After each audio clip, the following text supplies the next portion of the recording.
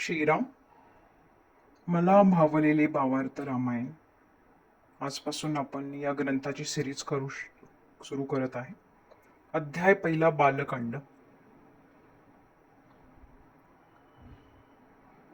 दशरथाभिगमन.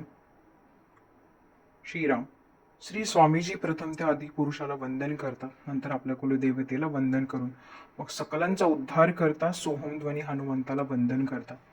त्यानंतर ज्ञान आणि विज्ञान हे ज्याचे रूप आहे, देवता व संत जनांना विनंती करतात की आम्हाला शक्ती प्रदान करून ही रामकथा परिपूर्णतेकडे घेऊन जावी असे आवाहन करतात. इथे स्वामीजी मानवी जीवनाचा आध्यात्मिक विकासक्रमच विशद करतात, जो कुलदेवतेपासून सुरू होऊन थेट अतिमानसापर्यंत परब्रह्मापर्यंत कसा पोहोचवावा याचा जणू या रामकथेद्वारे आलेखच इथे म्हणतात. गणेश शारदा संत जन वंदन. हे गणेशा, तू अनादि आद्य वेद आणि वेदांचा प्रतिपाद्य आहेस. तू वंद्याचाही परमवंद्य आहेस. तुझे रूप हेच परम स्वरूप स्वस्वरूप आहे. मग ही भ्रांती कशी काय? तू निराकार निरावयव आहेस. जसं आत्मावस्थेतील जग असते तसे. हे सरस्वती माते, तू स्फूर्तिदायक हंस वाहिनी व माझ्या हृदयात आहेस. तू अगाध तत्वरूपी आहेस. अव्यक्ताचे व्यक्त रूप म्हणजे तूच आहेस. ही सर्व कला शास्त्रे तुझेच रूप आहेत. संत सज्जनांच्या हृदयात तू रसरशीतपणे दुथडी भरून वाहत असतेस. त्याच रसरशीत तोरणांची ही रामकथेची नौका तू आता पैल तीराला घेऊन जा. सद्गुरु वंदना. द्वैताला मोडून अद्वैताचे जे अधिष्ठान आहे, जेथून ओंकार निर्माण होतो, ते ओंकार स्वरूप म्हणजे माझे सद्गुरू आहेत, जो आम्हाला स्वानंदाचा सतत बोध देत असतो आणि तोच आमचा विसावा आहे. व तो आम्हाला कसा प्राप्त झाला, तर तो आम्हाला सोहम भावाने प्राप्त झाला आहे आणि त्यामुळे आता आनंदालाही खरा विसावा मिळाला आहे. श्रीरामायण प्रारंभ संक्षिप्त. श्रीराम, ज्याची 10 इंद्रिये समर्थ आहे असा राजा दशरथ व दशरथाच्या घरी अजन्म असा श्रीराम जन्मास आला आहे. तो का जन्मास आला, तर दुष्ट अशा राक्षसांचा संहार करण्याकरता ब्रह्मदेवाने वानर सेना निर्मिली. संहाराचे मूळ बीज रमा सीता निर्माण केली.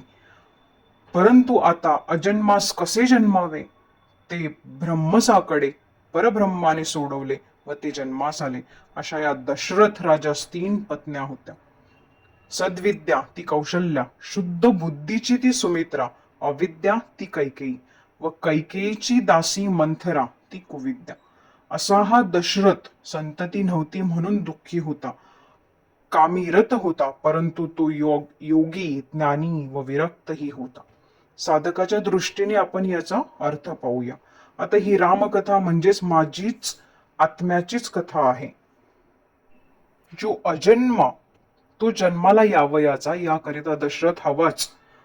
तर ज्यांची 10 इंद्रिये समर्थ आहे, शुद्ध आहेत व ऊर्ध्वमुख आहेत, अशाच देहात तो राम जन्माला येईल. म्हणजे असेच व्यक्तित्व आत्मस्वरूप पाहू शकेल व अशाच व्यक्तित्वास देहास दशरथ म्हणावे. आणि तो जन्मास कशाकरिता यावा, तर त्या व्यक्तीच्या म्हणजे साधकाच्या अंतरंगातील अज्ञान, अंधकार, दुष्टपणा यांचा विनाश करण्याकरता ते आत्मस्वरूप प्राप्त व्हावे. व असा साधक, साधक म्हणजे इथे दशरथ, सतत भावतो की मीच ब्रह्म आहे, म्हणजे सोहम भावात स्थिर आहे. तेव्हाच तो आत्माराम साधकाच्या ठिकाणी प्रकट जन्मास येतो. आणि अशा या साधकाच्या ठिकाणी 3 कर्मसंस्था, कर्मसंस्था म्हणजे राण्या असतात. 1 शुद्ध सत्वगुण प्रधान म्हणजे सुविद्या, तिलाच कौशल्य असं म्हणूया. 2 सत्व रज मिश्रित अशी बुद्धी, सुमित्रा. 3री राणी तमोगुण प्रधान अशी अविद्या, कैकेयी. व या अविद्येची सखी म्हणजे कुविद्या, मंथरा. अशा या 3 संस्था सोबत राहून साधकाला म्हणजेच दशरथाला आपला आध्यात्मिक प्रवास करावयाचा असतो व आपल्या ठिकाणी तो आत्माराम अवतरित करावयाचा असतो. म्हणून कर्मीरत राहुनी आपल्या साध्य व साधनेकडे अत्यंत जागृतपणे लक्ष ठेवावे लागते. आणि म्हणून तो साधक दशरथ कर्मीरत राहुनी योगी, ज्ञानी, विरक्त अवस्थेत राहतो व अशाच साधकाच्या ठिकाणी तो आत्माराम प्रकट किंवा व्यक्त होतो.